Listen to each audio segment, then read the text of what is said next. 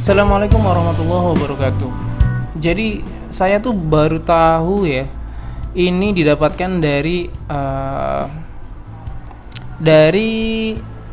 keterangan yang didapatkan oleh channel yang ditolak. Jadi saya belum pernah tahu informasi ini karena memang belum ngerasain ditolak, jadi nggak tahu gitu loh. Dan ternyata ini resmi dari Google bahwa konten yang digunakan ulang atau konten berulang itu bisa boleh untuk monetisasi dengan beberapa syarat ya. Syaratnya itu sebenarnya khas YouTube. Yang tidak boleh itu mentahan, konten berulang yang mentahan. Jadi buat kalian yang sekarang kayak saya mau bikin kompilasi TikTok atau mau bikin kompilasi lagu mau bikin kompilasi video lucu dan sebagainya, itu kemungkinan ditolak. Kenapa? Karena mentahan. Jadi gimana dong biar jangan ditolak? Ya jangan mentahan. Jadi harus diedit, harus dikasih narasi, dan suaranya itu harus pakai punya kita. Contohnya yang kayak gimana sih? Gampang aja ya. Contohnya itu kayak misalnya Trans 7 yang acaranya tuh yang pokoknya keajaiban dunia tuh. Nah, itu kan kontennya kan berulang ya sebenarnya, konten yang sudah pernah, yang kontennya tuh bukan punya Trans 7 ya. Mereka cuma ngambil dari YouTube dan dari sumber lainnya. Kemudian bentar. Oke, lanjut. Jadi video berulang itu nggak apa-apa asalkan dikasih narasi seperti di Trans 7 gitu. Contoh lainnya yang sudah dihapus channelnya adalah Calon Sarjana yang edisi pertama atau versi pertama ya, Mark 1. Kalau sekarang kan Mark 2 ya, udah sekarang main aman mereka. Dulu dihapus itu ternyata kalau kita pahami ya, itu bukan karena dilarang oleh YouTube, tidak ya. YouTube itu membolehkan Calon Sarjana, dan Calon Sarjana itu kontennya kontennya berulang, cuman dia pakai narasi sendiri. Jadi gara-gara narasi itulah ya, konten berulang itu bisa boleh monetisasi. Jadi syaratnya itu ya, narasi. Nah, kenapa Calon Sarjana itu kok dihapus? Ternyata kalau kita ingat-ingat lagi, dihapusnya itu bukan karena dihapus sama YouTube yang tiba-tiba YouTube nggak suka, nggak membolehkan, enggak ya. Tapi karena ada tuntutan ya, karena ada tuntutan untuk dihapus videonya dari pemilik video asli, yaitu channel-channel pemilik asli video.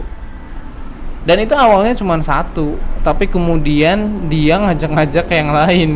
Akhirnya semakin banyak lagi channel yang mereport, yang menuntut hak cipta dari video yang dibuat oleh atau disebarkan oleh Calon Sarjana. Jadi YouTube-nya sendiri nggak mempermasalahkan. Itu hebatnya narasi. Nah, kalau kita perhatikan nih di depan saya maksudnya, contoh hal boleh dimonetisasi. Sebetulnya ini masih rada samar ya. Jadi memang YouTube itu memang bikin peraturan memang tidak sejelas itu. Jadi tergantung kebijaksanaan mereka. Yang pertama, contoh konten berulang yang boleh. Revisi yang ditambahi bumbu humor dan analisis pada konten yang bukan karya asli Anda. Jadi kita harus bikin versi baru gitu loh. Bisa misalnya reaction.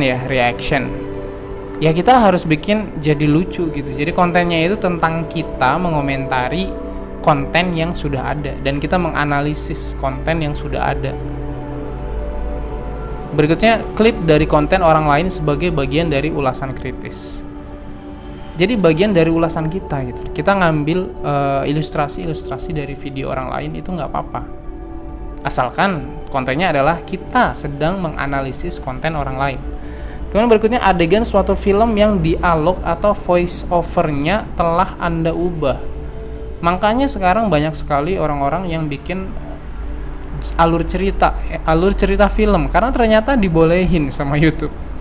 Walaupun menurut saya alur cerita itu sudah sangat parah ya, karena ngambil banyak banget ya kan scene dari film sampai dibikin 30 menit, 45 menit, itu kan sudah banyak sekali gitu yang scene yang diambil. Tapi ternyata kayaknya sih dibolehin, karena ini jelas bahwa adegan dari film itu nggak apa-apa asalkan dialognya itu tidak dari filmnya, jadi harus kita ya yang ngomong. Kemudian berikutnya pemutaran ulang turnamen olahraga yang berisi penjelasan Anda seputar tindakan kompetitor demi meraih kemenangan atau yang mengakibatkan kekalahan. Sekali lagi, jadi kita menganalisis ya. Kita menganalisis dan ilustrasi videonya menggunakan ilustrasi yang berhak cipta. Turnamen itu kan berhak cipta ya, termasuk misalnya MotoGP dan sebagainya. Kemudian berikutnya video reaksi berisi komentar Anda terhadap video aslinya. Nah ini ya, reaction. Yang tadi yang pertama bukan reaction, itu lebih kita membuat karya baru yang ada humornya dan analisis ya. Kalau ini benar-benar reaction, kita ada kitanya, ada konten aslinya ya itu. Ternyata itu dibolehin, emang benar dibolehin. Tapi udah banyak yang tidak melakukan ya. Tapi masih banyak juga sih. Berikutnya rekaman karya kreator lain yang sudah Anda edit dengan menambahkan jalan cerita atau komentar. Rekaman karya kreator lain boleh, asalkan sudah kita menambahkan komentar. Ini sebenarnya agak samar ya, karena kalau misalnya yang punya konten itu tidak terima, kemudian kita dituntut buat ngapus, ribet juga gitu loh. Jadi ngambilnya jangan banyak-banyak ya, karena kalau banyak nanti bikin kesel yang punya konten. Tapi kalau film nggak apa-apa, karena film lebih bebas gitu, nggak terlacak ya. Walaupun terlacak, tapi ya masa sih sekelas Hollywood gitu kan, nuntut YouTuber abal-abal kan susah. Berikutnya yang tidak boleh nih, contoh hal yang tidak boleh dimonetisasi. Video singkat yang Anda kompilasi dari situs media sosial lain. Kalian mengkompilasi video-video lucu TikTok, atau kalau video yang goyang-goyang sih itu udah hampir pasti ya ditolak, bukan karena konten berulang doang, tapi tidak layak ya untuk pengiklan, tidak ramah dewasa gitu. Berikutnya koleksi lagu dari beragam artis, walaupun dapat izin tetap tidak bisa karena terlalu berulang. Itu koleksi lagu, kompilasi lagu ya, itu view-nya banyak tapi nggak akan bisa dimonetisasi.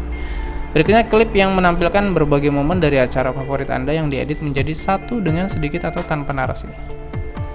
Misalnya kita suka sinetron, terus kemudian kita nampilin scene-scene tanpa kita edit dulu, tanpa kita kasih narasi. Sekali lagi, narasi kuncinya tuh narasi dan edit ya, jadi jangan plek gitu, jangan. Berikutnya konten yang diupload berkali-kali oleh kreator lain. Nah ini ya bahayanya, bukan bahaya sih, resikonya kita menggunakan video-video gratis itu kalau dipakai juga di channel-channel lain, itu kemungkinan susah, bisa ditolak buat monetisasi gitu. Misalnya kalian pakai konten gratisan, nah itu bisa aja kedetek itu konten berulang, akhirnya tidak bisa. Caranya gimana dong? Ya kita edit, kita kasih tulisan, kita kasih efek, mungkin biar beda ya. Kita balik misalnya di flip. Berikutnya promosi konten orang lain meskipun Anda telah mendapatkan izin mereka. Promosi konten orang lain. Gak tahu saya maksudnya gimana. Jadi YouTube itu memang dari dulu peraturannya emang tidak 100% dipahami ya. Jadi kita harus main aman aja gitu. Emang caranya begitu. Dah, gitu aja sih. Yang jelas narasi, kuncinya narasi, dan editnya jangan tanggung-tanggung ya. Editnya harus cut gitu. Jangan yang terlalu panjang. Kalau bisa 5 detik cut, 5 detik cut, 5 detik cut gitu. Harus loncat-loncat gitu. Oke, itu yang saya pahami dari konten berulang ya. Ada yang maksudnya saya nggak terlalu paham sebenarnya, saya cuma share ini aja. Barangkali ada yang belum paham. Yang jelas konten kompilasi tanpa narasi itu bakal ditolak, jadi nggak usah capek-capek bikin. Udah gitu aja, semoga berguna dan sampai jumpa